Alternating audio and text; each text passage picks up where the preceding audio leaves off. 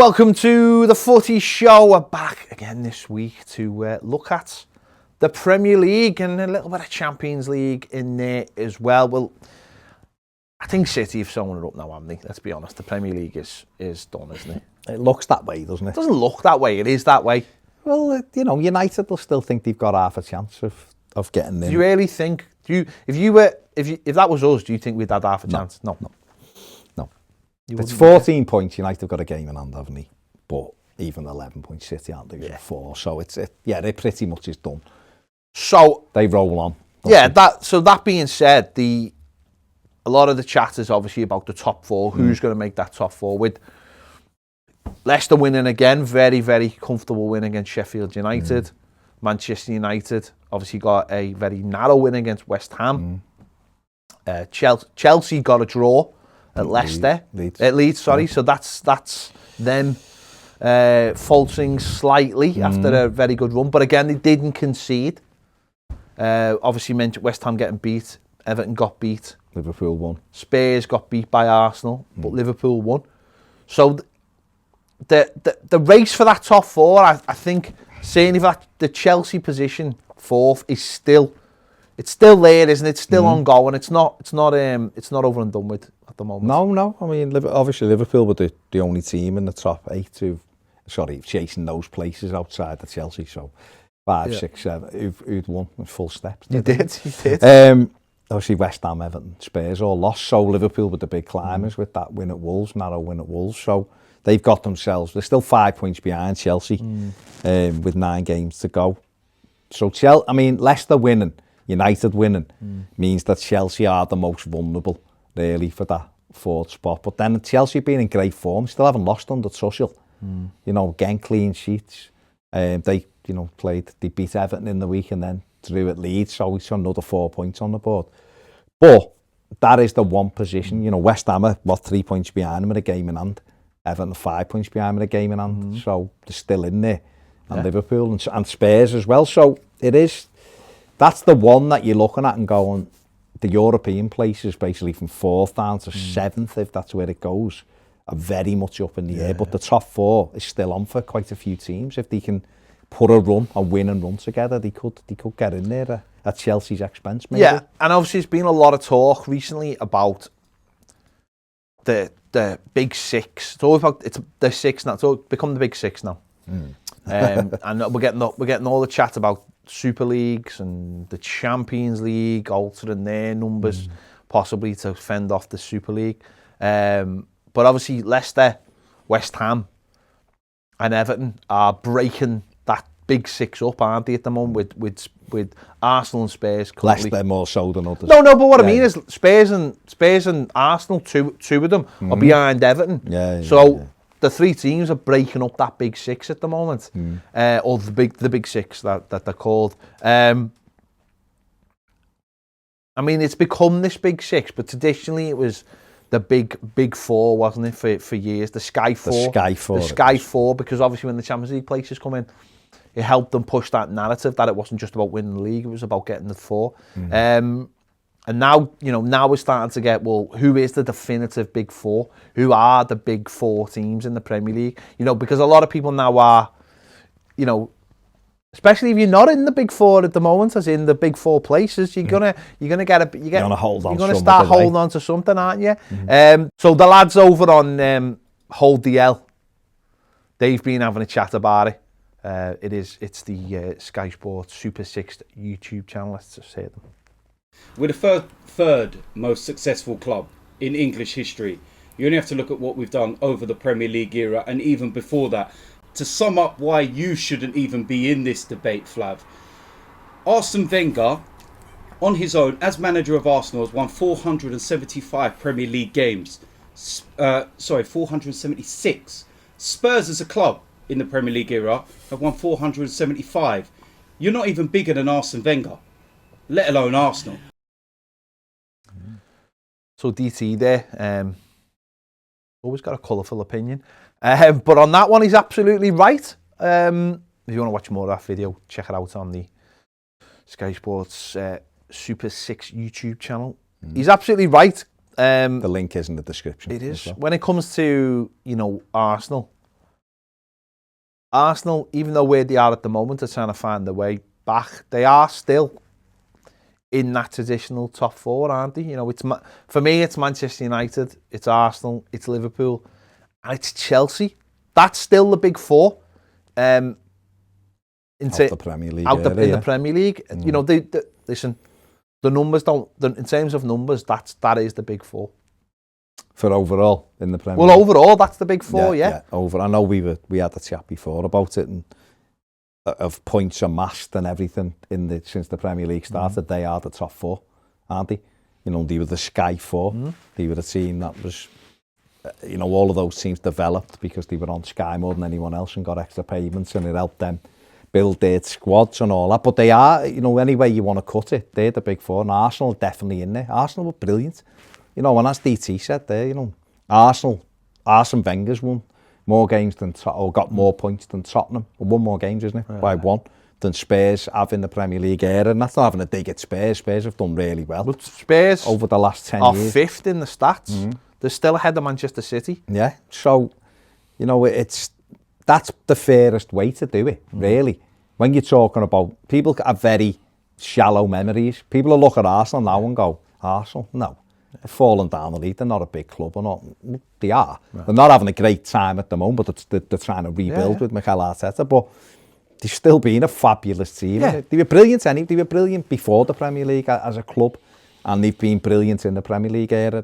And even though they haven't been as successful as they were maybe under Wenger, they've still won FA Cups and stuff, haven't they? But that's the problem, though, isn't it? You're right. People do have such short memories that winning anything or success is so short-lived that people want to move on to the next thing straight away. And those four, I mean, people certainly, like, of our generation still look at Chelsea and go, you're a Nottingham club, but in the Premier League era, they are.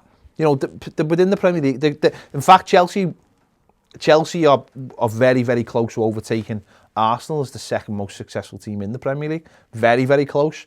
You know, if they in points, if they finish the season, you know, maybe with 3 extra wins or something, they go above them. You know, and that proves it. Manchester City, like Tottenham, they're fifth, and they've not won it, so they are where they are. And Manchester City will need probably 3 or 4 seasons to get, or maybe a couple of seasons maybe to get above them.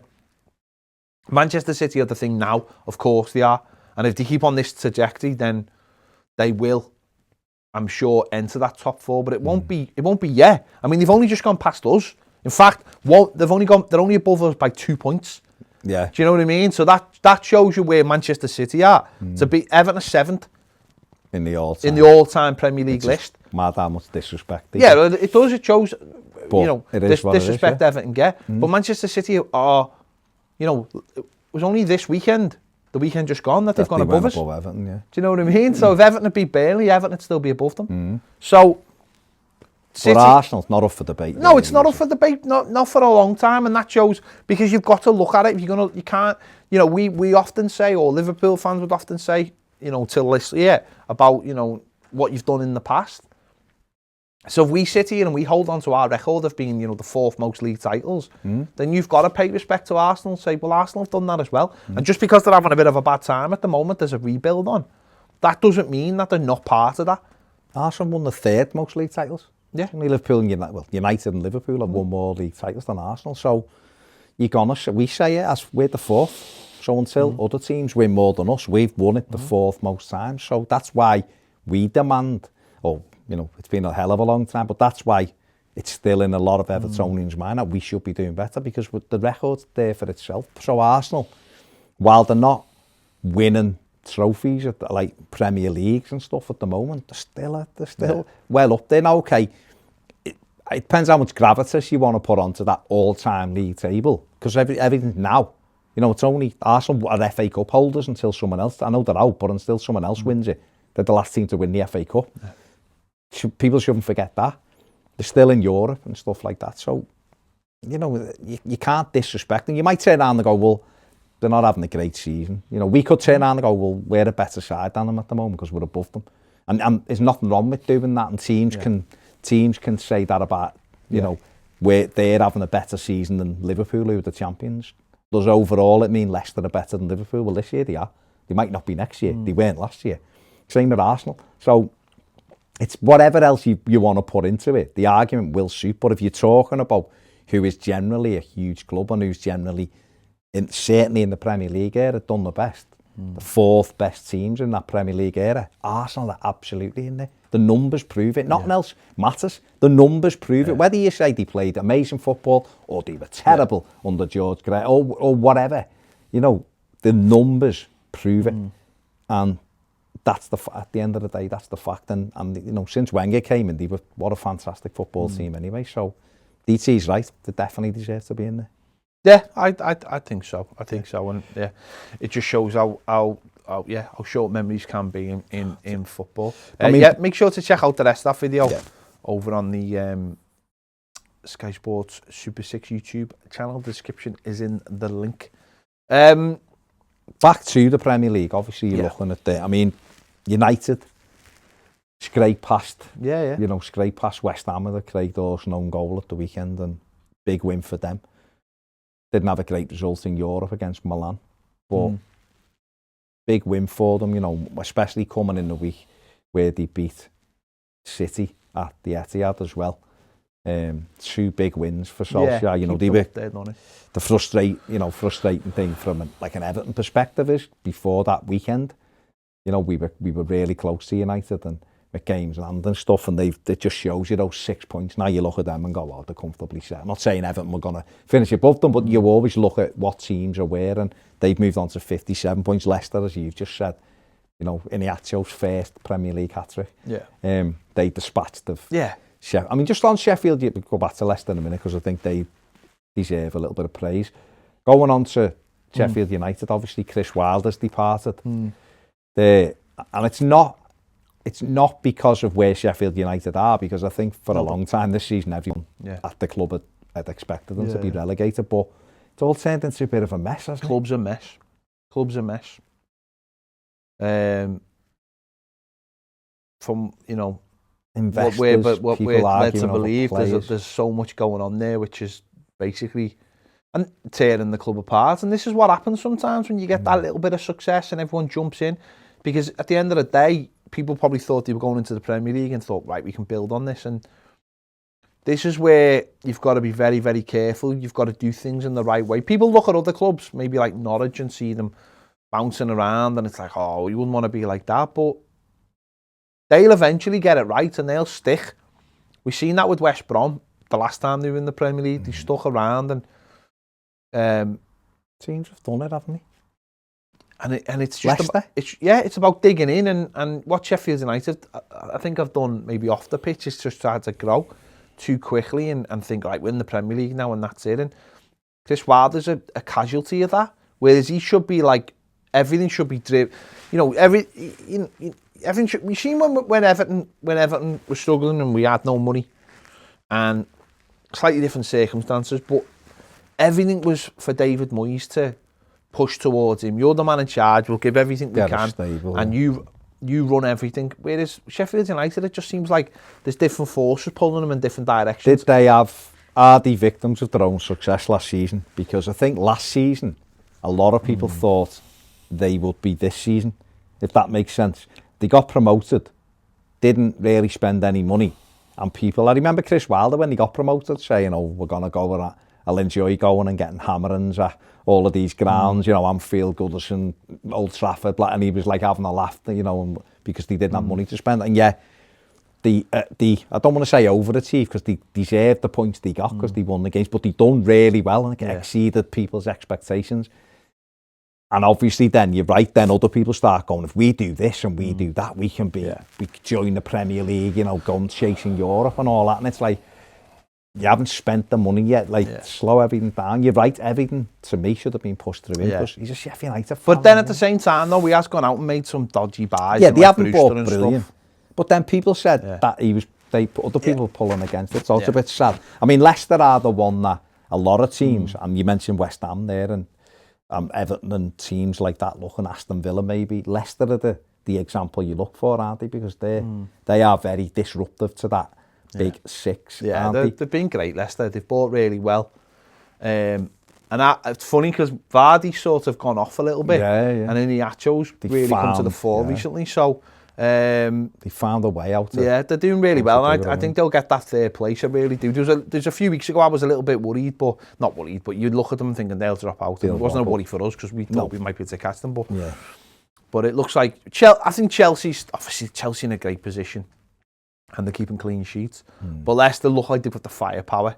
And I think they'll get it. And obviously, if Liverpool miss out, that would be huge. Huge for them. But then they're still in the Champions League, so you can never say never with Liverpool when they're in the Champions League.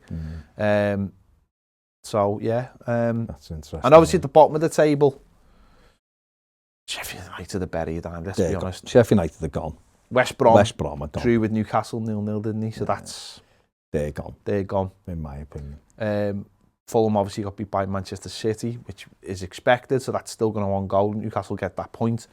And Brighton got a massive win against Southampton. Burnley got a big win against Everton. So for me now, I look at it and I do think it's between Fulham and Newcastle now for that third place. Yeah, West Brom lost to Palace. Newcastle's to beat. Oh, sorry, yeah. I think West Brom 18 points. They're gone. It's Fulham. You've got 29 games. Fulham 26 points. Newcastle played 28. They've got 28 points. You've got Brighton, who were obviously struggling, but Newcastle got the last minute equaliser against Villa, didn't they? Yeah, Newcastle got themselves a point there. Brighton 29th and 28, and then obviously Burnley won at Everton, which is a huge win for them, because if they wouldn't have won, you'd have had Fulham on 26 and Burnley on 30.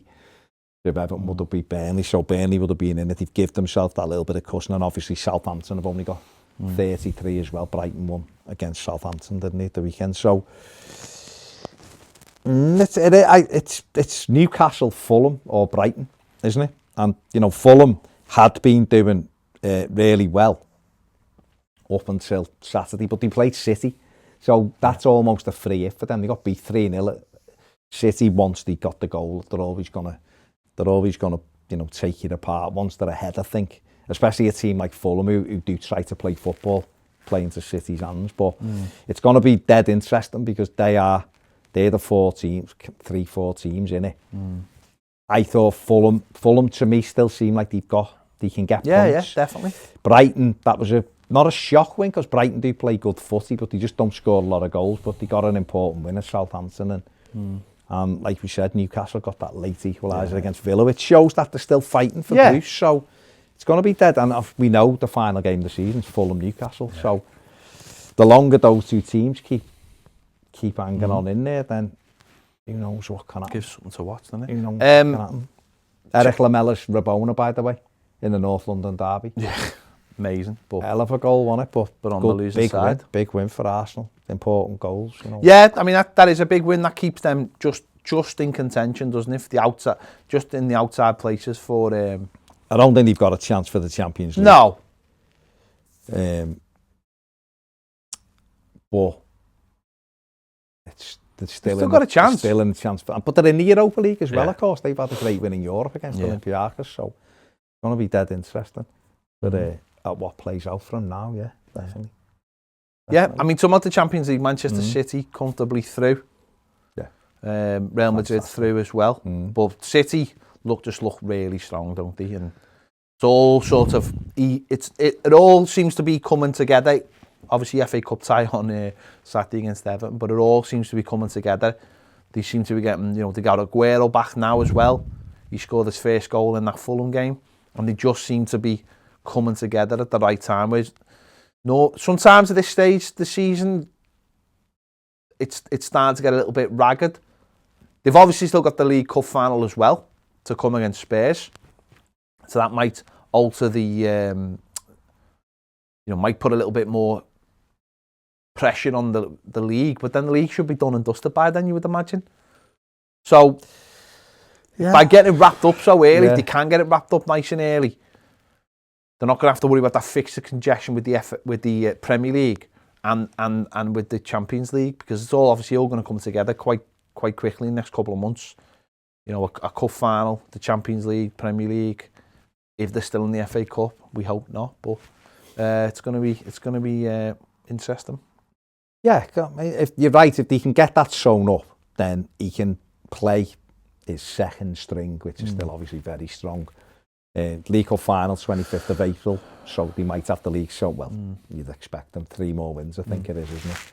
Could have the league done by then, which can't, and also Champions League negotiating and the FA Cup, if they're still, hopefully they're not still in it, but, you know, if they beat Everton and they are, then that's a different thing for them. But I think realistically, if you said to Pep Guardiola the FA Cup or the Champions League, I don't think he'd be bothered about the FA Cup. Just leave so let us win.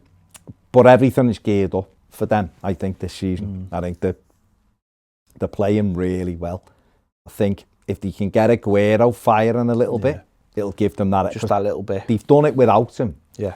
They've played at most times this season without a style. Gabriel Jesus has been in and out. Sterling's got goals. You know, they get goals in, and Gundogan's been incredible in the second half of this year, certainly since January, scoring goals for fun. So they just seem to be pairing at the right time, don't they? And if you keep De Bruyne fit, then and you're not conceding goals, are they?